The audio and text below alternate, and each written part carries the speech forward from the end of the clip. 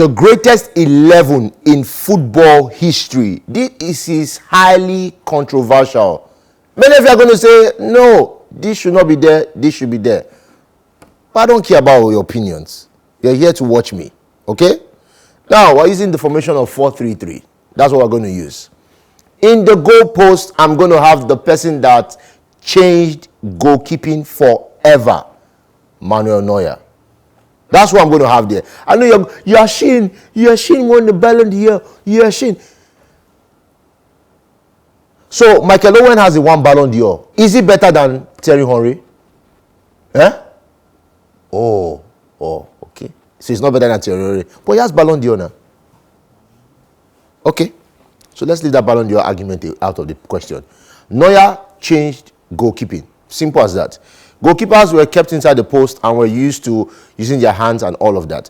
Neuer was the one that made popular the sweeper position of a goalkeeper. Neuer was the one that made sure that people like Ederson can run.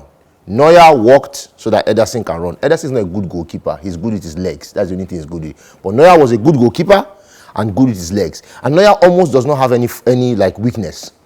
Whether it's near post, whether it's you're playing up, whether it's air, whether it's ground, whether it's whatever you're playing with Neuer. There was a time Barcelona faced Bayern Munich, and Suarez had all the shots, everything, and Neuer was it was like, come on now, catch this, catch that, catch this. That's how it was. The brother is annoying. When he's on form, he's annoying.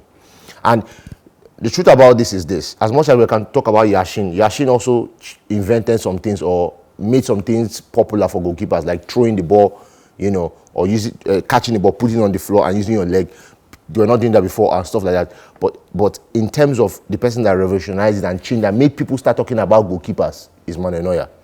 Chilavert tried to. Chilavert was a goalkeeper that used to score, you know, free kicks and all of that. But he was not as good as a goalkeeper for a long time. He was great in 1998.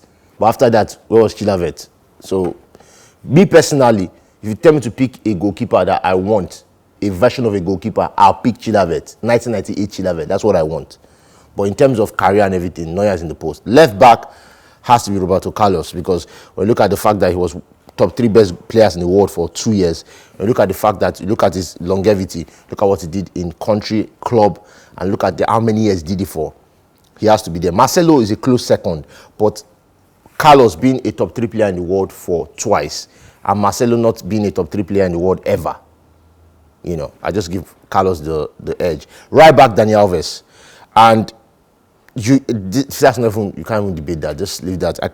If you don't know why, then forget about it. Center back position is debated. That's the one that's probably cough my neck. Center back and midfield. But let me tell you, center back position, Maldini.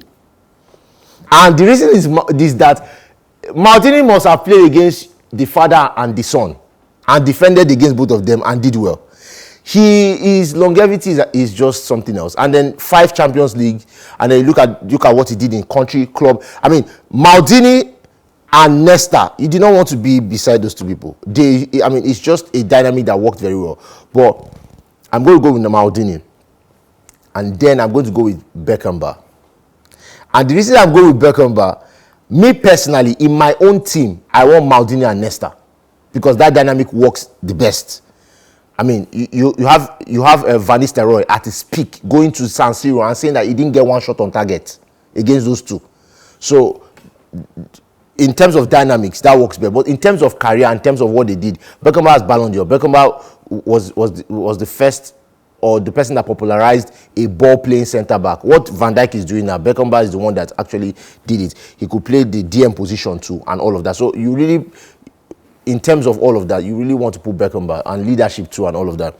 Now, the midfield position. Zinedine Zidane is in my midfield. And this is 3 best players in the world. You look at the fact that he has a World Cup. You look at the fact that he was influential in Real Madrid, Juventus. We look at the fact that he was influential in France, the greatest French player of all time. You know, I don't think Mbappe is going to surpass him. I think he's going to be the one, and all of that. So in terms of all that, Zidane has to be in the midfield. Maradona is in my midfield. And for those that think that Maradona is an attacker, he's an attacking midfielder. That's what he plays. So he can play from the left, from the middle. You know, you can interchange with the person I have on my left, or sorry, on my right for the forwards. But Maradona is there with Zidane. I don't think you're getting the ball if you have Maradona and Zidane in your midfield. How do you want to collect the ball for both of them? But to give it balance, I don't have a DM in that midfield because if you're looking at bringing in a DM, you're thinking of bringing in Sergio Busquets, who is the greatest DM of all time. But I can't see Busquets there and Xavi is not there. Because what you're looking at is balance in terms of holding the ball, right? And Beckenbauer can also almost play the DM position. He plays the DM position too. So he can also be there as the DM shift center back. And Maldini is good enough in that place. I mean, he's Maldini. So I'm thinking of how does this work? And Xavi at his peak would not always be attacking. If you have Zidane and Maradona, you are not running to the front. You are staying at the back, controlling the game, passing and all of that. So I'll push Xavi there. Up front, Ronaldo on the left. If you don't know why, I'd go and ask your, I don't know. But you have problems if you don't know why. You have major problems. On the right is Messi. If you don't know why, then, you know, come on. There are issues you need to settle. These are not issues with man, issues with God. You need to talk to him. These are major issues. Because even the Lord himself knows why he created those two as the greatest of all time. He knows why. You know, it is his choice. Come on. Then, up front, if you say, who do I like to be there? I'll say Delima. That's who I like. But if you say who should be there, it's Pele. Because we are looking at who changed the game. 3 World Cups. We're looking at the man that said, I don't want to go to Europe. I want to stay where I am. I want to dominate and all of that. You're looking at the man that did it for many years. If they did Ballon d'Or, I think they did a kind of a recap and tried to check it that if they did Ballon d'Or, who would have won? Because the South Americans were not included in the Ballon d'Or during Pele's time. It was just Europeans. And they found out that Pele could have won 7. So that's the same with Messi. So not to put that person there, you know, the list is already finished. You know, it doesn't make any sense. And then as my coach,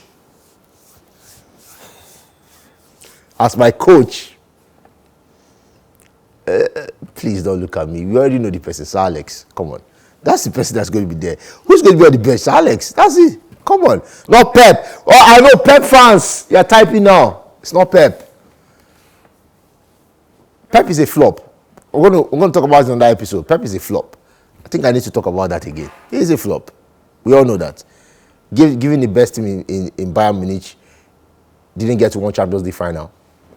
Giving Man City, lost to Chelsea in the final disgracefully. Beaten by Tottenham without Harry Kane. Disgraced himself against, was it Monaco or Lyon? And all of that. I mean, the guy, this is a disgrace. It's a disgrace. He has done well, did well, carried 6 cups with Barcelona, did well. That's great, a compliment. But come on now. The chain breaker is Mourinho. You can go to Porto and win the Champions League. You can go to Inter Milan and win the treble. You can break the curse in Roma by giving them their first European title. Or you can, come on now. That's the demon destroyer. That's the person that changes people's destinies. Sorry. Comes to a club and rearranges the club and puts them on the right path. Pep needs money. Give him billions of dollars. He'll do what he's doing. But Sir Alex is the coach that you want there. So this is my starting 11. But if on the bench, so it's not be like I left bench. I'm going to mention 5 bench players that I need on the bench.